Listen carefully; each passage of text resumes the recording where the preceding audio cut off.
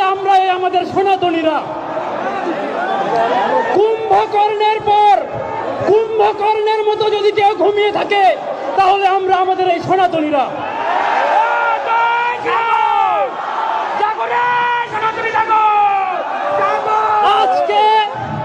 আজকে আমি এইখানে যেটা দেখছি, এই পাশে 5 কিলোমিটার, এই পাশে 5 কিলোমিটার জনস্রোতে ভেসে গিয়েছে।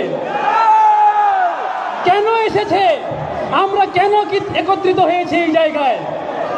5 তারিখের পর আমাদের উপর যে অত্যাচার অবিচার শুরু হয়েছে, আমাদের ঘর বাড়িতে যে আগুন লাগানো শুরু হয়েছে, শুধুমাত্র ঘর বাড়িতে আগুন লাগে নাই, আমাদের অন্তরেও আগুন লেগেছিল। তো সেই অন্তরের জ্বালা থেকে আমরা সকলে আজকে একত্রিত হয়েছি।